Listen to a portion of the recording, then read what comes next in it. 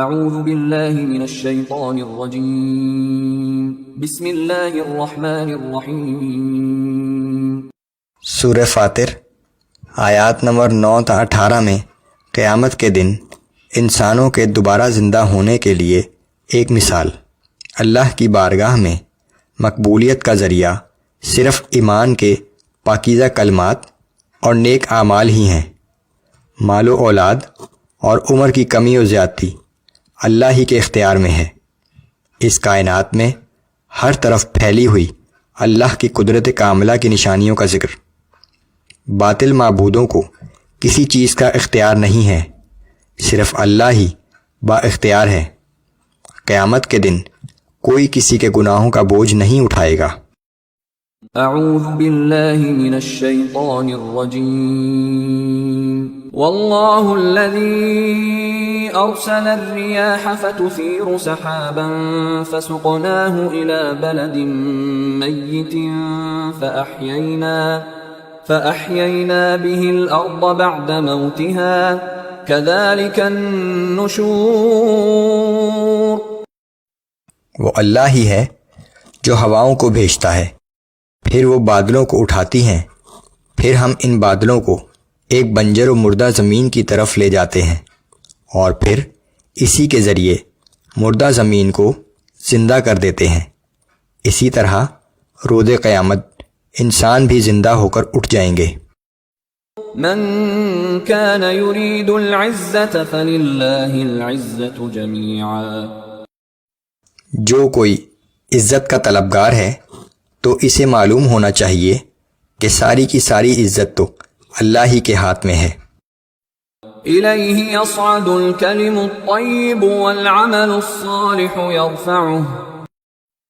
اور اس کی بارگاہ میں مقبولیت کا ذریعہ صرف ایمان کے پاکیزہ کلمات ہی ہیں، اور نیک اعمال درجات کو بلند کرنے کا باعث بنتے ہیں۔ والذین یمکرون السیئات لهم عذاب شدید ومکر اولئک هو یبور۔ اور جو لوگ بری تدبیریں کر رہے ہیں ان کے لیے سخت عذاب ہوگا، اور ان کی تدبیریں بالآخر ناکام ہو جائیں گی۔ واللہ خلقکم من تراب ثم من نطفة ثم جعلکم ازواجا۔ اللہ نے تمہاری تخلیق کی ابتدا مٹی سے کی، پھر تمہیں نطفے سے پیدا کیا، پھر اسی نے تمہیں جوڑے جوڑے بنایا۔ وما تحمل من انثى ولا تضع الا بعلمه۔ اور اس کے علم کا یہ حال ہے کہ کوئی ایک عورت تک ایسی نہیں کہ جس کے حاملہ ہونے اور وضع حمل کے بارے میں اسے علم نہ ہو۔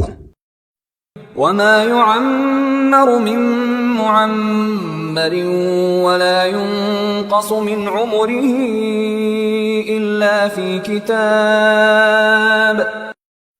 اور نہ کسی بڑی عمر والے کی عمر میں زیادتی کی جاتی ہے، اور نہ کسی کی عمر میں کمی کی جاتی ہے، مگر یہ سب کچھ ایک کتاب میں لکھا ہوا ہے۔ ان ذلك على اللہ یسیر۔ بے شک یہ سب کام اللہ کے لیے بہت آسان ہیں۔ وما يستوي البحران هذا عذب فرات سائغ شرابه وهذا ملح أجاج۔ دریا اور سمندر کا پانی ایک جیسا نہیں، ان میں سے ایک میٹھا پیاس بجھانے والا پینے میں خوشگوار ہے، جبکہ دوسرا کھاری اور کڑوا ہے۔ ومن كل تأكلون لحما طريا وتستخرجون حلية تلبسونها۔ اور دونوں میں سے تم تازہ گوشت نکال کر کھاتے ہو، اور زینت کا وہ سامان نکالتے ہو جسے تم پہنتے ہو۔ وترى الفلك فيه مواخر لتبتغوا من فضله ولعلكم تشكرون۔ اور تم دیکھتے ہو کہ دونوں جگہ کشتیاں پانی کا سینہ چیرتی ہوئی چلتی ہیں تاکہ تم اللہ کا فضل تلاش کرو اور اس کے شکر گزار بنو۔ یولج اللیل فی النہار ویولج النہار فی اللیل وسخر الشمس والقمر کل یجری لأجل مسمى۔ وہ رات کو دن میں داخل کرتا ہے اور دن کو رات میں داخل کرتا ہے، اور اسی نے سورج اور چاند کو کام میں لگا رکھا ہے کہ یہ اپنی رفتار سے ایک معین وقت تک چلتے رہیں گے۔ ذالکم اللہ ربکم لہ الملک والذین تدعون من دونہ ما یملکون من قطمیر۔ وہی اللہ تمہارا رب ہے، ہر جگہ اسی کی بادشاہی ہے، اور اس کے سوا جنہیں تم پکارتے ہو وہ تو ایک کھجور کی کٹلی کے چھلکے کے برابر چیز کے بھی مالک نہیں ہیں۔ ان تدعوهم لا يسمعوا دعاءكم ولو سمعوا ما استجابوا لكم۔ اگر تم انہیں پکارو بھی تو وہ تمہاری پکار کو سن نہیں سکتے، اور اگر سن بھی لیں تو تمہیں اس کا کوئی جواب نہیں دے سکتے۔ وَيَوْمَ الْقِيَامَةِ يَكْفُرُونَ بِشِرْكِكُمْ۔ اور قیامت کے دن وہ تمہارے اس شرک کا انکار کر دیں گے۔ وَلَا يُنَبِّئُكَ مِثْلُ خَبِيرٍ۔ حقیقت حال کی ایسی صحیح خبر تمہیں ایک باخبر ہستی کے سوا کوئی نہیں دے سکتا۔ صرف اللہ ہی وہ باخبر ہستی ہے جو تمہیں ایسی صحیح خبر دے سکتی ہے۔ یا ایھا الناس انتم الفقراء الی اللہ واللہ هو الغنی الحمید۔ اے لوگو، تم سب اللہ کے محتاج ہو اور اللہ سب سے بے نیاز ہے اور وہی لائق حمد و ثنا ہے۔ ان یشأ یذھبکم ویأتی بخلق جدید۔ اگر وہ چاہے تو تم سب کو فنا کر دے اور ایک نئی مخلوق پیدا کر دے۔ وما ذلك علی اللہ بعزیز۔ اور یہ بات اللہ کے لیے بالکل بھی دشوار نہیں۔